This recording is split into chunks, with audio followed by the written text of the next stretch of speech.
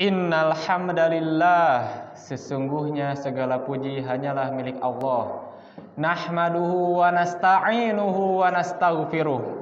Kita semua memujinya, kita semua hanya meminta pertolongan kepadanya, dan kita semua hanya meminta ampunan padanya. Wa na'udzu billahi min syururi anfusina wa min sayyiati a'malina. Kita semua berlindung kepada Allah dari kejelekan jiwa-jiwa kita dan dari kejelekan apa yang kita perbuat. May yahdihillahu fala mudhillalah wa may yudlil fala hadiyalah. Barang siapa yang diberikan petunjuk oleh Allah, maka tidak ada satupun yang bisa menyesatkannya. Dan barang siapa yang disesatkan oleh Allah, maka tidak ada satupun yang bisa memberinya petunjuk. Asyhadu alla ilaha illallah wahdahu la syarikalah wa asyhadu anna Muhammadan abduhu wa rasuluh. Saya bersaksi bahwasanya sesungguhnya tiada Tuhan selain Allah, dan sesungguhnya Nabi Muhammad adalah utusan Allah. Faqala Allah Ta'ala fi kitabihil karim, ya ayyuhalladzina amanu taqullaha haqqa tuqatih wa la tamutunna illa wa antum muslimun. Allah berfirman, wahai orang-orang yang beriman, bertakwalah kepada Allah sebenar-benarnya takwa, dan janganlah kalian mati kecuali dalam keadaan Islam. Ya ayyuhalladzina amanu ittaqullaha wa qulu qawlan sadida.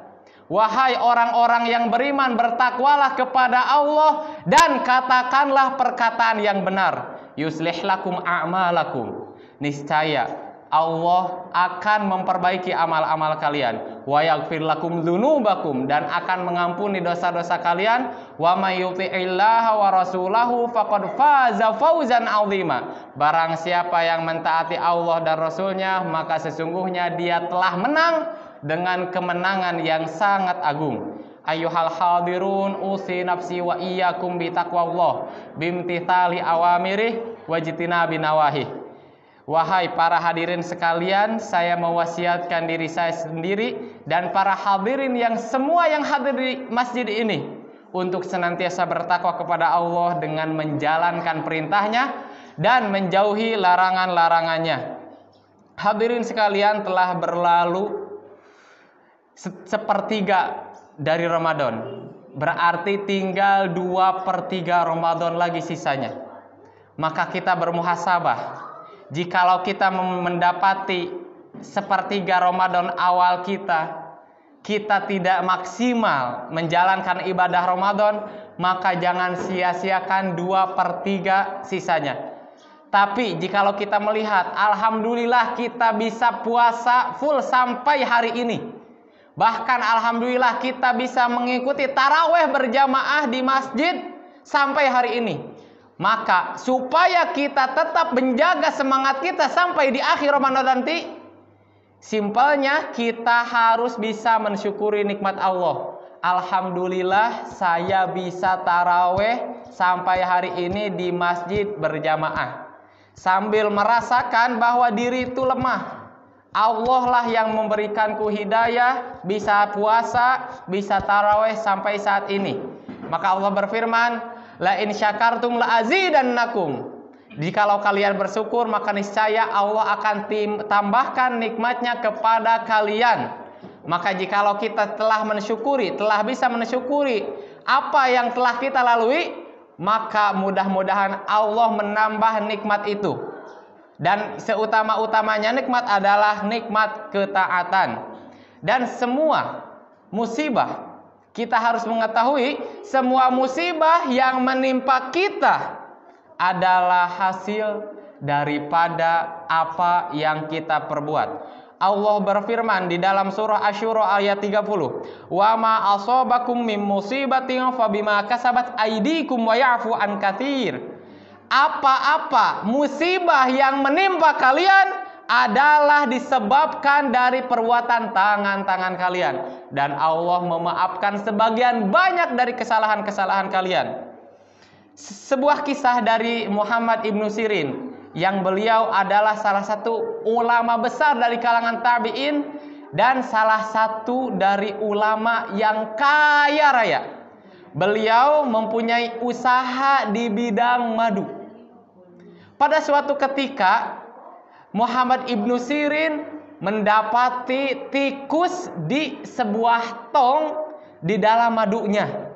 Dari bertong-tong madunya itu, madu ibnu Sirin yang beliau pakai untuk jualan itu, beliau mendapati seekor bangkai tikus di situ. Dan dalam kaidah fikih, bangkai tikus itu najis. Dan jikalau bangkai tikus itu sampai jatuh ke dalam suatu cairan, maka cairan itu berubah menjadi najis. Kemudian Muhammad ibnu Sirin saat melihat tikus tersebut ingin membuang tikus tersebut. Dan entah bagaimana sebabnya Muhammad ibnu Sirin membuang tikus tersebut. Tapi saat Muhammad bin Sirin ingin membuang tong bekas tikus tersebut, bekas bangkai tikus tersebut, Muhammad ibnu Sirin lupa tong yang mana yang tadi ada tikusnya. Entah apa sebabnya Muhammad bin Sirin telah membuang tikusnya, tapi lupa tong yang mana ini tadi yang ada tikusnya. Akhirnya apa yang dilakukan Muhammad ibnu Sirin? Akhirnya Muhammad ibnu Sirin membuang semua tong yang berisi madu itu. Yang tadinya ingin dijual, Muhammad ibnu Sirin membuang tong tersebut. Kenapa? Karena Muhammad ibnu Sirin takut untuk menjual barang yang syubhat. Maka konsumen mana yang ingin membeli madu yang sudah dimasuki oleh bangkai tikus? Konsumen mana yang mau? Loh, kan memang konsumen itu tidak tahu. Tapi ingatlah, Allah tahu. Muhammad bin Sirin tahu, Allah tuh maha melihat. Allah pasti tahu kalau saya sampai menjual madu yang sudah dijatuhi bangkai tikus, pasti Allah tidak meridhoi usaha saya ini. Maka Muhammad bin Sirin membuang semua tong tersebut dan jatuh bangkrut karena hal itu. Muhammad bin Sirin yang tadinya kaya raya sekali, jatuh miskin. Kemudian saat ditanya, Muhammad bin ibnu Sirin menjelaskan, saya ini menjadi fakir ini disebabkan karena dosa saya 40 tahun yang lalu, yang saya masih ingat sampai sekarang. Apa dosanya? Maka Muhammad ibnu Sirin berkata, ayyartu rajulan wa qultu lahu ya fakir. Aku dulu 40 tahun lalu, aku pernah mencela seseorang, aku pernah memanggilnya wahai orang fakir. Maka aku tahu sekarang Allah menghukumku dengan kefakiran disebabkan aku telah mencelanya dulu. Aku memanggilnya wahai orang fakir. Maka inilah hukuman yang pantas yang Allah berikan kepadaku. Maka hadirin sekalian, kita tahu di sini sebuah dosa itu, sebuah dosa kalau tidak ada mudaratnya sekarang, maka tunggu nanti. Kalau dosa tidak berpengaruh sekarang, maka tunggu nanti. Pasti akan berpengaruh. Dosa itu pasti berpengaruh buruk. Dan jika kita lihat, pasti agama Islam itu hanya menyuruh kebaikan dan hanya melarang dari keburukan. Islam melarang zina, zina itu pasti buruk. Islam melarang minum khamr, khamr itu pasti buruk. Islam melarang mencuri, mencuri itu buruk. Toh yang dilarang agama semuanya buruk. Maka kita harus bisa melatih diri kita untuk menjauhi dosa. Karena pasti dosa itu berpengaruh terhadap hidup kita. Baik sekarang ataupun nanti. Kalau tidak sekarang, kalau tidak nanti, pasti berpengaruh di akhirat. Maka kita harus terus bertobat dari kesalahan-kesalahan kita. Aqulu qouli hadza wa astaghfirullaha li wa lakum.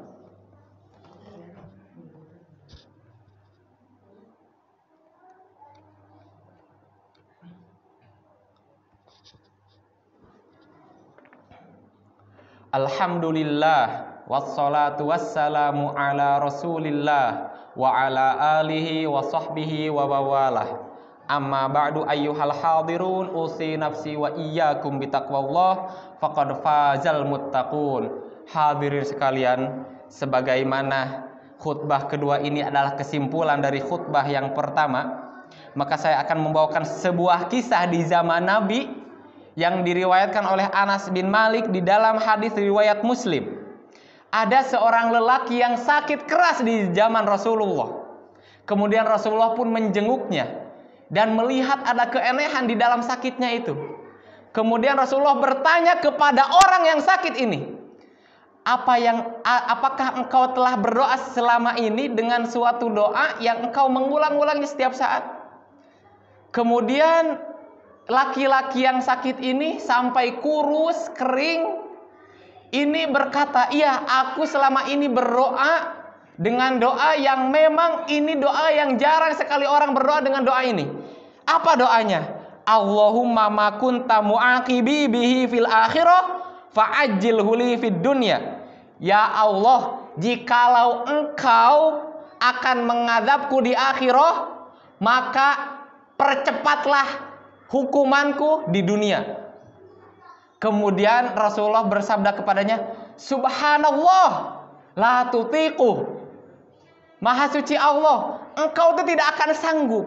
Kalau sekarang Allah menghukummu karena semua dosa-dosamu, pasti engkau tidak akan sanggup. Walaupun hukuman itu tidak di akhirat, walaupun hukuman itu dipercepat di dunia, engkau tidak akan sanggup. Afala qulta Allahumma atina fid dunya hasanah wa fil akhirati hasanah wa qina adzabannar. Mengapa engkau tidak berdoa saja, ya Allah, berikanlah aku kebaikan di akhirat dan berikanlah aku kebaikan di dunia dan lindungilah aku dari azab neraka. Berdoa saja seperti itu. Kenapa harus berdoa, ya Allah, percepatlah hukumanku? Karena engkau tidak akan sanggup dengan hukuman Allah. Maka kita lihat di sini, kita tidak boleh bermudah-mudahan dengan dosa.